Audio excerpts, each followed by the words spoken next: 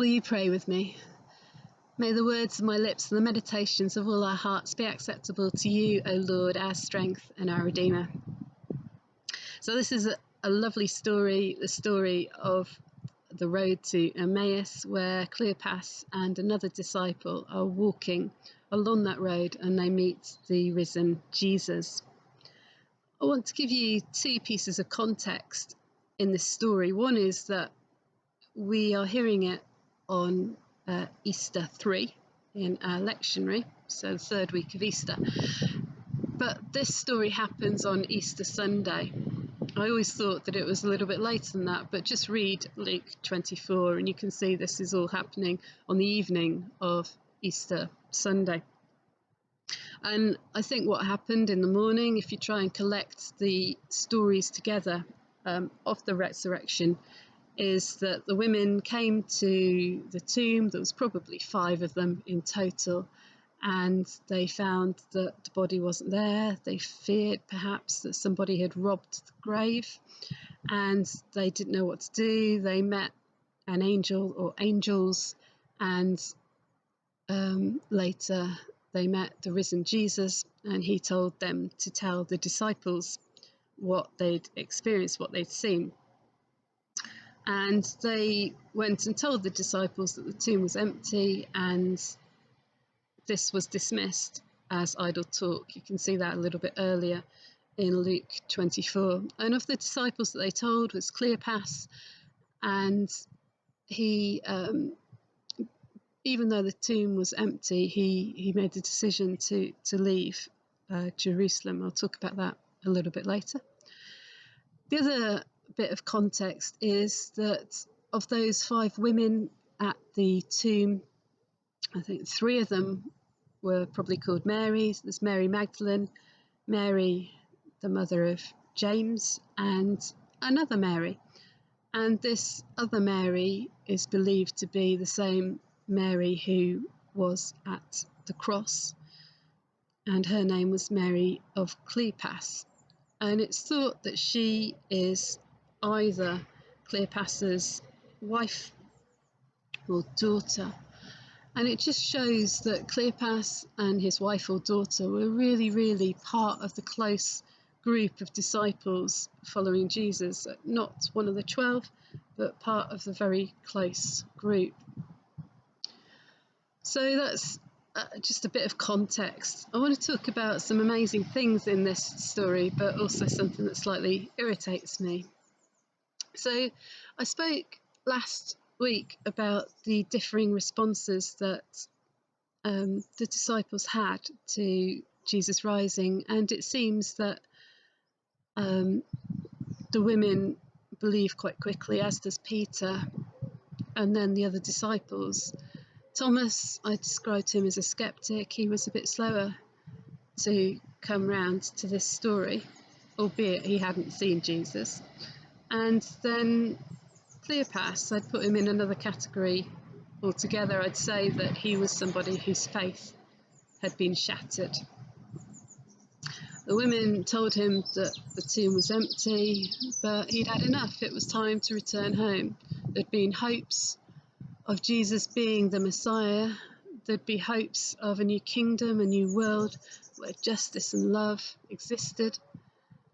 He'd become certain of this because he'd seen these things coming to pass. You know, the lame were leaping, the blind were seeing. This was definitely the Messiah, and how lucky was he that during these days he was alive and he was part of the Messiah's disciples.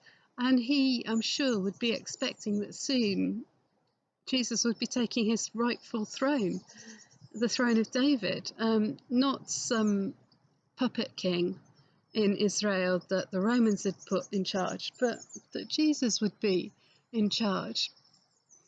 And when that happened, then all the bad things that were going on and happening in Israel, in occupied territories, you know, they would stop.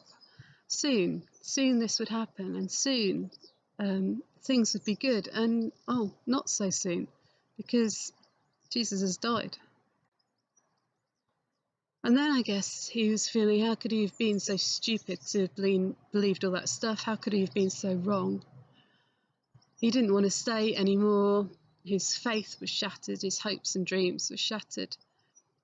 It was time to pack his bags and leave Jerusalem. I wonder whether you've ever had your faith shattered. I once did.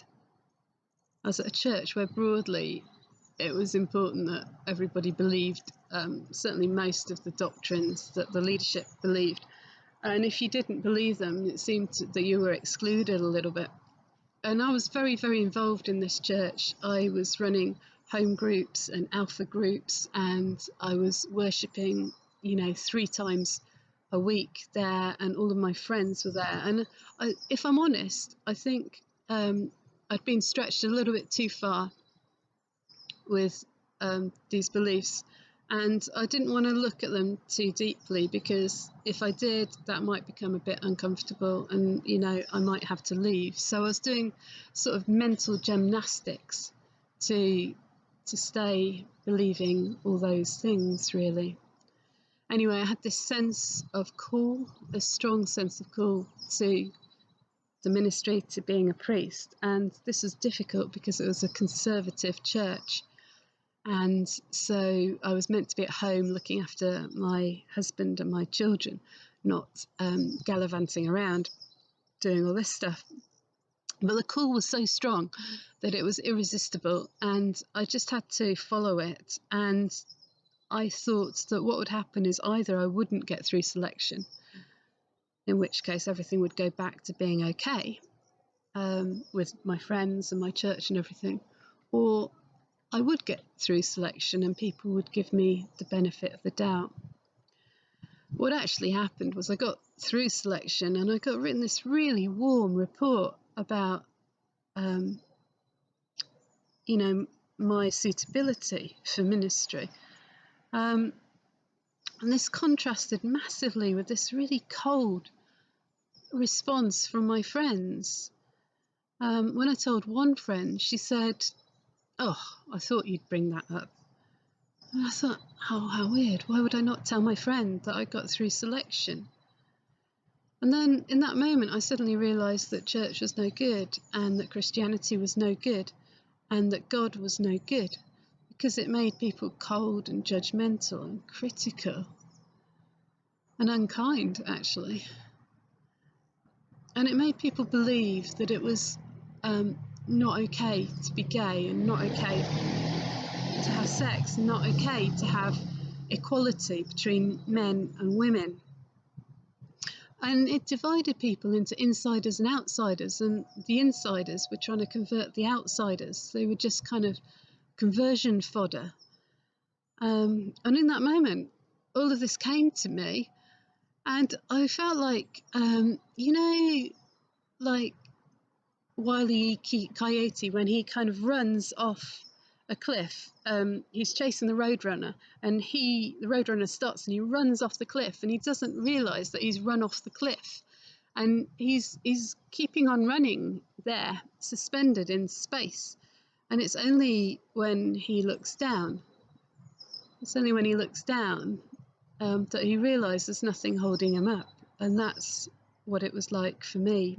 And when I looked down, I started to plummet towards the earth, and then it was kind of all my faith disappeared in a kind of plume of dust. And it's got to be said that the timing of that was terrible, because in a few short weeks after that, I was at Vicar's School, and I was telling the principal that it was no good, that I was going to get chucked off the course because I'd lost my faith, and I'd lost my church, and I'd lost my sense of vocation, and I was lost. And he said to me, "Leslie, the only person that's going to throw you off this course is yourself."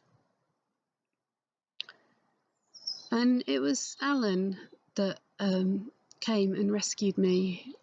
I plucked up the courage to tell him my story. And he said that I was in the abyss, and he recognised the abyss because he'd been in the abyss before. And he said that I hadn't lost my faith, but that I had just lost a faith that was really ill-fitting for me. It's painful. It's really painful having your faith shattered. And not everybody is able to find their way back very quickly from that. But for Cleopas, who better to restore him than the risen Jesus? He set off from Emmaus. He set off from Jerusalem to Emmaus, and he didn't recognise Jesus. And I think it's because he was so downcast.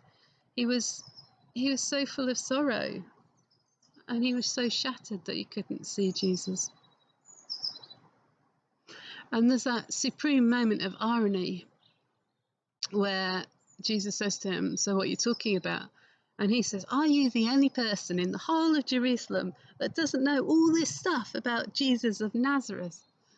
That irony must have stayed with him the whole of his life. He must have chuckled about it from time to time when he remembered. And Jesus responds by calling him foolish. You know, he's on the wrong road, isn't he? He's walking in the wrong direction. He's got it wrong. But Jesus respects him enough to walk with him for the 7 miles to get to Emmaus, 2 hours or so, and he explains it all. And I love this. You know, Jesus offered different things to different disciples. So Thomas, he really needed to put his fingers in the wounds of Jesus, didn't he? But Cleopas, he seems like he's an intellectual and he understands the scriptures, and what he really needs is things carefully and patiently explained to him, and that's exactly what Jesus does. And I need that sometimes too. I need that quite often when I'm wrong, when I'm going in the wrong direction, when, you know, somebody's really cross with me. I need some explanation, careful and patient explanation as to why. I really hated, you know, all the rhetoric around Brexit because it's so complex, and it ended up not being careful explanations, but just slogans and slurs and name calling. It's love that enables us to travel with somebody for a period of time, a long period of time perhaps, walking in the wrong direction in order to get a common understanding. I also suspect that Cleopas became a leader in that early church quite soon, and this kind of scripture, this understanding of scripture would have been brilliant for him.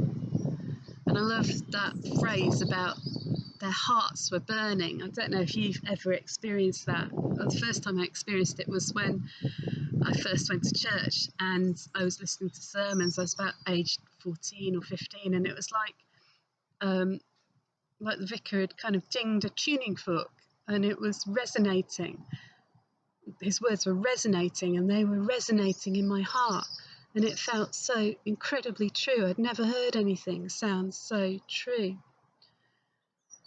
This beautiful phrase, their hearts were burning within them.